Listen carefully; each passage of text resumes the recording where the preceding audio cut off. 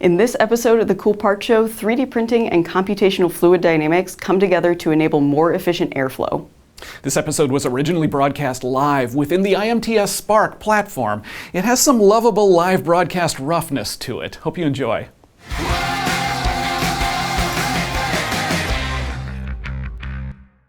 The Cool Parts Show is brought to you by Carpenter Additive.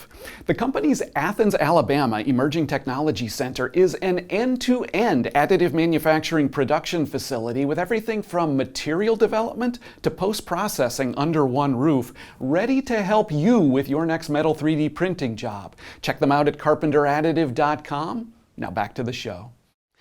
Welcome to the Cool Parts Show, our first ever live episode of the show.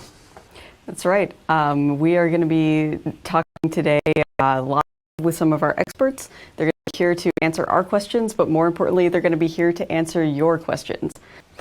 So the Cool Parts Show. So if you're new to the show, here is the essence of our show. Every episode, we talk about a cool 3D printed part, an end-use part doing an actual job that was made through 3D printing, through additive manufacturing. We talk about how that part was made, what it means for manufacturing. We talk to the people who were involved in making it.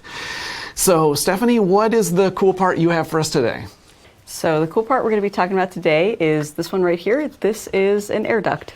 An air duct. And that's another thing about the essence of this show is we appreciate underappreciated components. So if you don't think an air duct is cool, you're about to. So tell us about this duct. Okay, so this air duct is cool for a couple of reasons. Of 3D printing winning out against injection molding. It's an example of assembly consolidation.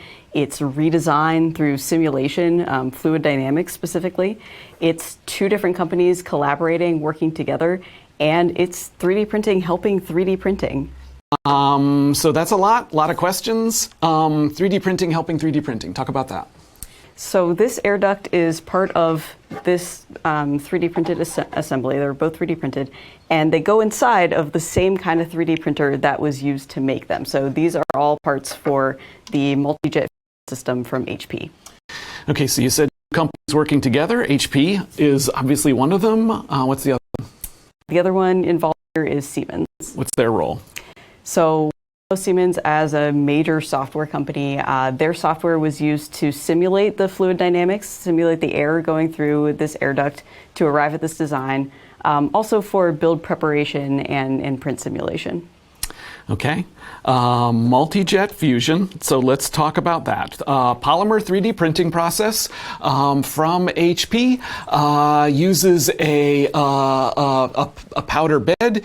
It uses agent. It involves rapid melting, rapid cooling to solidify the part layer by layer. And the thing about multi-jet fusion is it's fast. It is a production 3D printing process, and it is possible to nest a variety of parts inside the build, nest within the three-dimensional box shape of the build volume.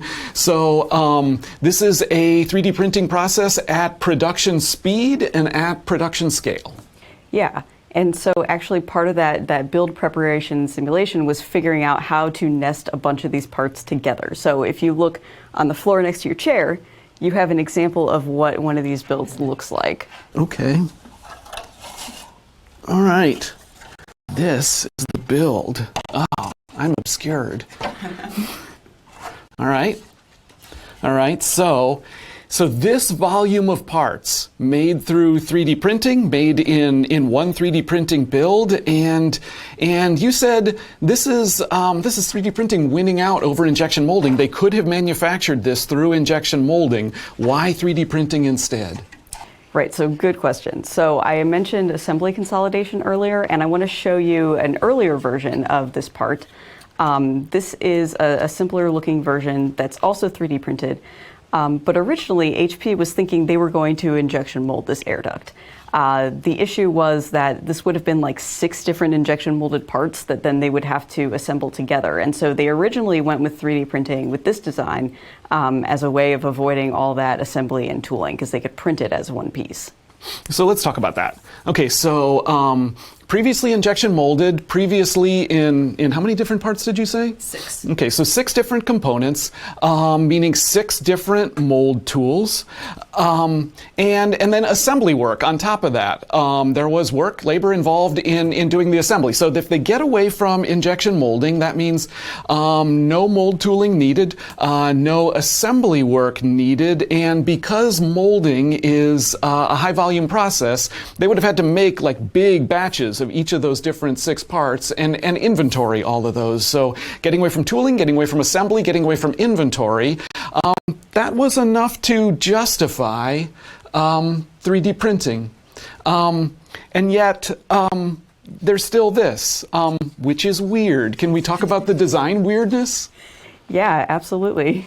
So here's my guess at what happened here. So there's no tool, no mold tooling, and no assembly interfaces, or much fewer assembly interfaces, because it's all printed as a solid piece. So you get away from that hardware and the commitment that it requires from you, and you get this new freedom to refine the design, to tweak the design. They went way beyond just tweaking. What made them decide that a change was in order here to the form of this duct? Yeah, so good question. And I will just say about this simpler design that we have here, this one works. Like if you have a multi-jet fusion printer in your facility, this is probably the air duct that it has. But what happened was HP and Siemens came together. They were looking for good use cases of simulation used in combination with 3D printing. And they considered a lot of different parts, but one of the ones on the conference room table was this air duct. And so the goal of this project was not to, let's make the craziest looking air duct that we possibly can, even though it does look pretty crazy. But it was, let's take something that already works and see how much more efficient we could make it at doing its job, at moving air through a system. So this kind of blows my mind. So to do an air duct, you feel like all you need is just like get a big box that you can flow air through, right? But what you're saying, and what this seems to be revealing, is there are all these invisible inefficiencies within a duct like that. How did they get to this form? How did they decide on that? Yeah, so Siemens has a fluid dynamics simulation program called STAR CCM+. That's what they use to kind of analyze the way that the air wanted to flow through this envelope. And so it's basically topology optimization, but instead of optimizing for weight reduction or material savings like we've seen in other cases, optimizing for the way that the air wants to flow.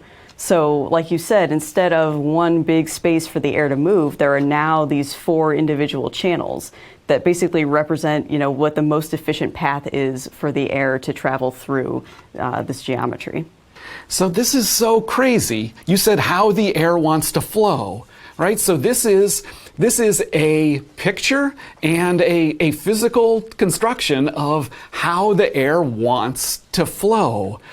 And nobody could ever see this before. Nobody could ever see the waste that was resulting from the air being forced into spaces it didn't want to go to.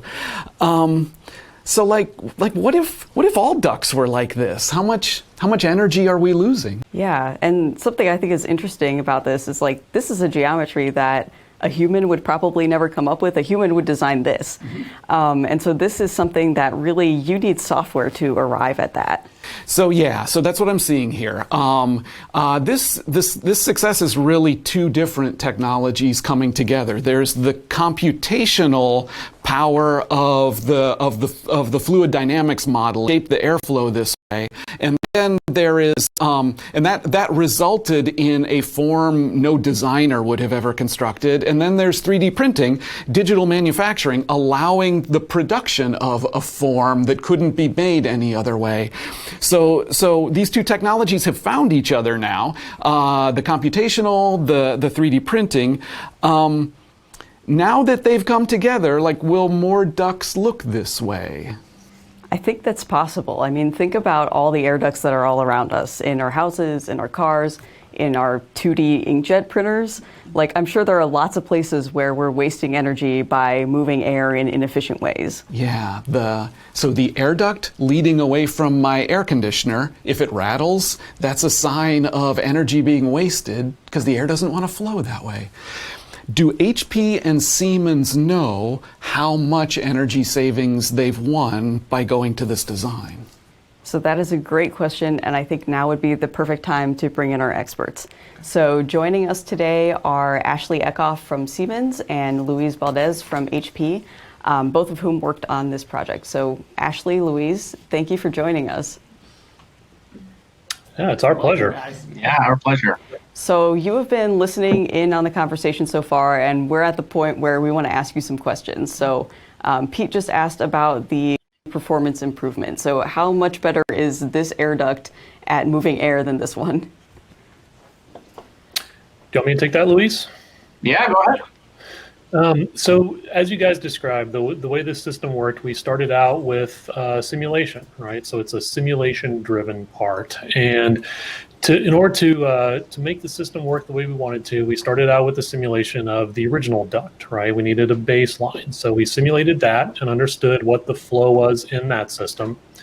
And then we created the new version, which I'm sure we'll get to here in a minute, but that version we simulated as well. And our predictions were that it would be about 22%, 22.3% more efficient than the original duct. And so we weren't going to know that for sure until the parts were printed. Once they were printed, Luis and his team took over, right, Luis?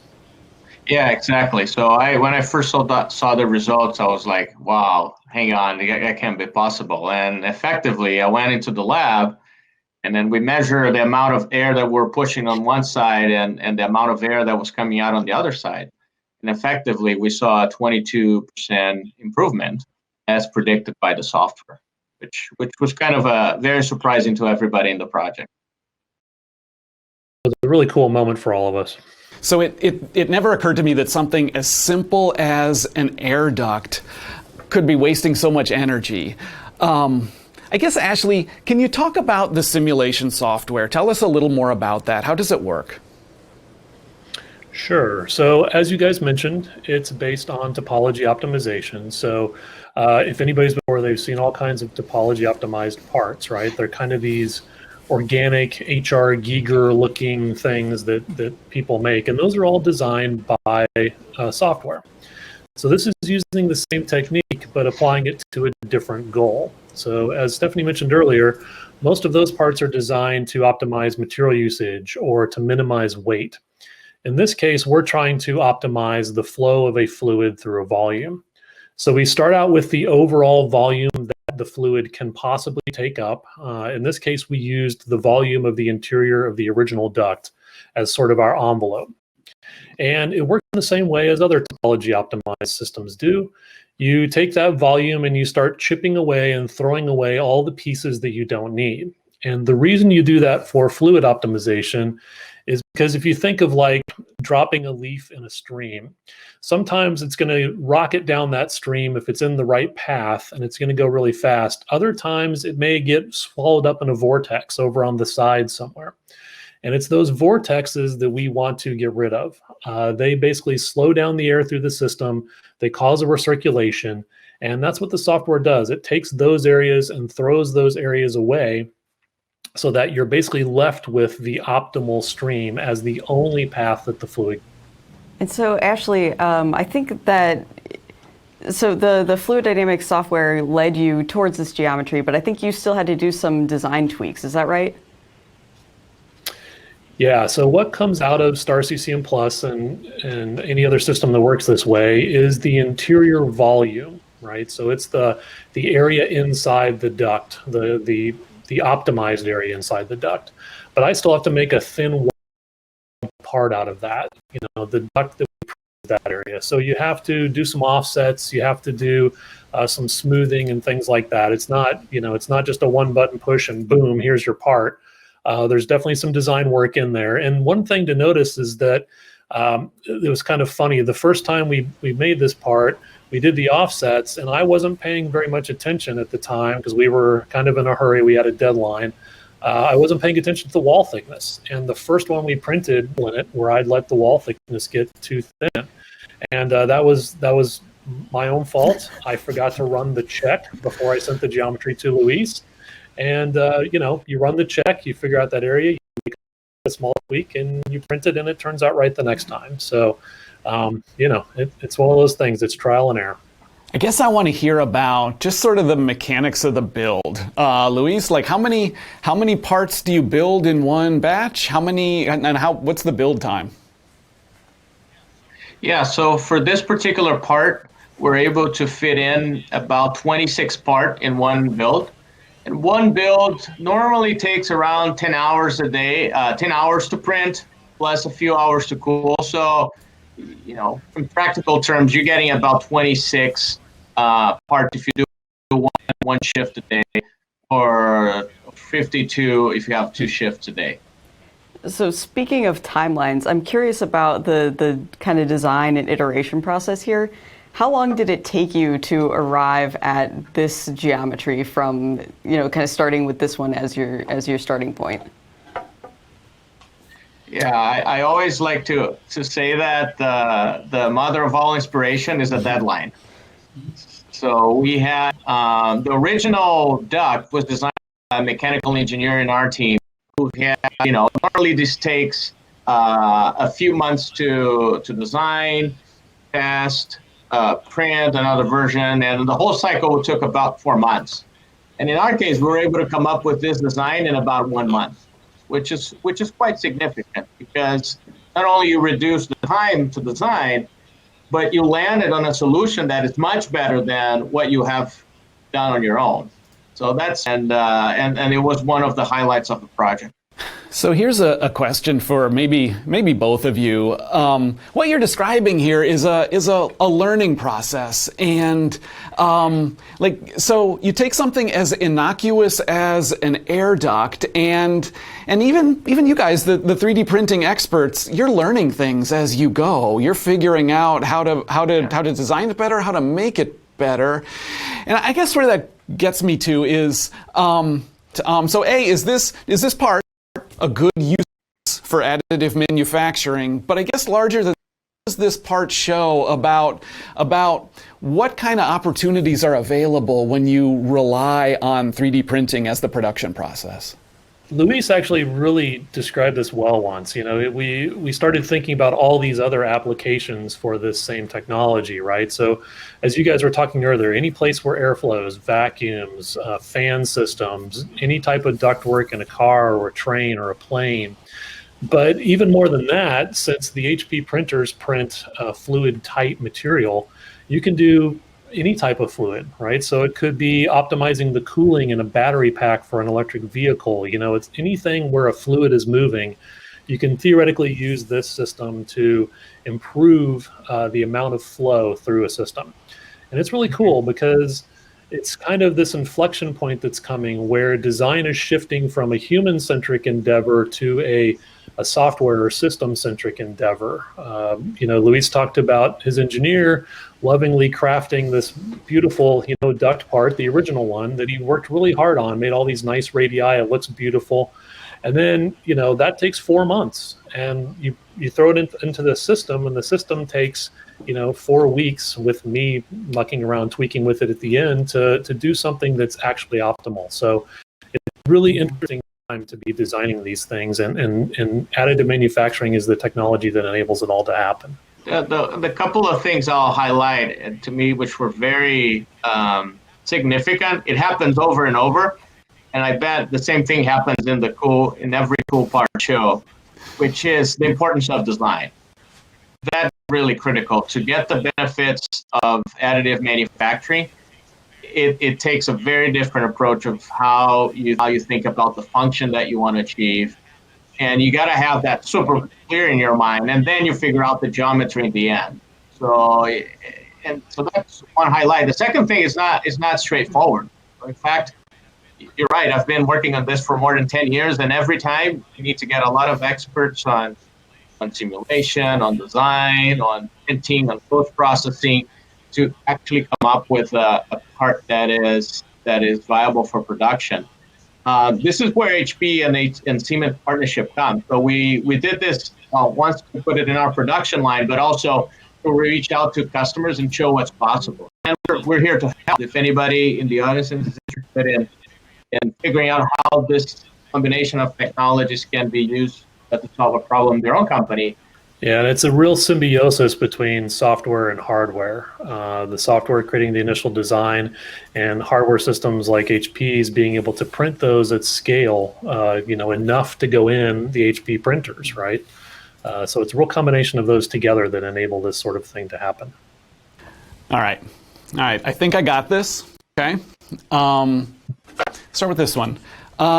Air duct. This is an air duct for an HP multi-jet fusion 3D printer made by an HP multi-jet fusion 3D printer. And it was formerly injection molded in 6 different components. They were assembled together. The shift to 3D printing allowed for assembly consolidation, did away with mold tooling, did away with assembly, and did away with the need to inventory a lot of production parts, as those 6 different components were previously made and waited for assembly. And all of those cost savings were sufficient to justify 3D printing as an alternative to injection molding. But once they got to that freedom from tooling, there was this wide open window to start experimenting with the design. In sort of a thought experiment, they picked various parts of the printer to look for opportunities for design improvement, and this air duct was one selected. They used fluid flow simulation software, Star CCM Plus software from Siemens, to model the airflow and devise a geometry that sort of does capture exactly the way that the air wants to flow, and it resulted in this bizarre form no human could ever know to think of, and that no other production process could make. Could only be made through 3D printing. Did I get that right? Yeah, I think you covered it, and I think we've got a few minutes left to maybe take some questions from the audience. All right, Ashley and Louise, we do have audience questions. First question from the audience is, the purpose of the little tongue sticking out of the end. So yeah, your software told you this part should stick its tongue out, and you guys just went with that. What is the purpose of the tongue? Yeah, the tongue. Honestly, it freaked us out. We first saw the geometry. I had to look at that thing and rotate it around and just try to figure out what that thing was, because it's almost like it's turned inside out. But what that tongue does is it forces the air out of that region, right? The region where the tongue is, the air can flow around the tongue, but it can't flow through the tongue. So the tongue is just one more little feature in there that's basically forcing the air into the optimal path. And frankly, none of us could have ever predicted that the geometry would turn out looking like that. So the next question sort of asks about challenges a little bit the manufacturing choices made. Let's talk about this. Here's what the question says. It's definitely a cool part, a great demonstration of the technology. Can you articulate the cost savings? 26 parts tying up a machine for 12 hours. What's the real cost if a manufacturer produced this part? And what was the gain in airflow efficiency? Was that worth it? And did that help to justify the manufacturing? Yeah. So when this is always a question, like what's the cost? What's the ROI? In this particular example, the fact that we were blowing more air on the output of the duct, that means that our printer could go a little faster. So that duct, what it's doing, it's blowing some cold air into the print heads that are inside our 3D printers. And we need to have a cooling system so that it can run more reliably. So in our case, we saw benefits in reliability. Okay, the second benefit is more related with the development time itself. So we talked about going from 4 months to 1 month. and in time to market, or just the number of let's say iterations that you skip, that had a benefit in and of itself. Okay.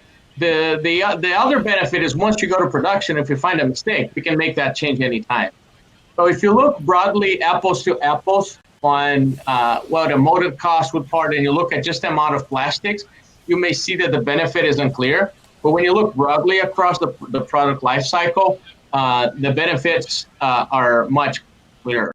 In our case, and I'll wrap up here, we could have chosen to use a cheaper or slower fan at the input to get the same output on the other side. So that could actually mean a cost reduction from a system perspective, because you don't need such a powerful fan.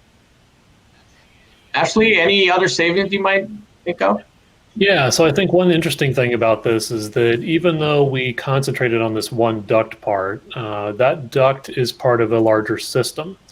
And so what we did is we optimized the production of airflow through that system, but we only printed one part in that system. We were able to basically zone in on the part that we thought made the most improvement when we optimized it.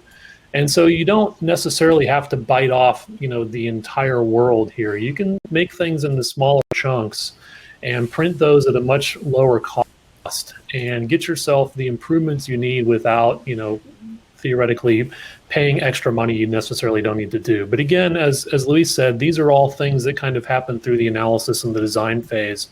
But there are definitely things you can do that make additive more attractive from a cost per part perspective even today. To our audience, thank you for watching our first live episode of the Cool Parts Show. That went pretty well, do you think? Yeah, I think so. We should do this again sometime. All right, so if you're discovering the Cool Parts Show for the first time, where can you see our stuff? You can find all the existing episodes of the Cool Parts Show on our YouTube channel or at thecoolpartshow.com. Thank you to our sponsor, Carpenter Additive. Listen to additive manufacturing podcasts, attend webinars, and learn more at carpenteradditive.com.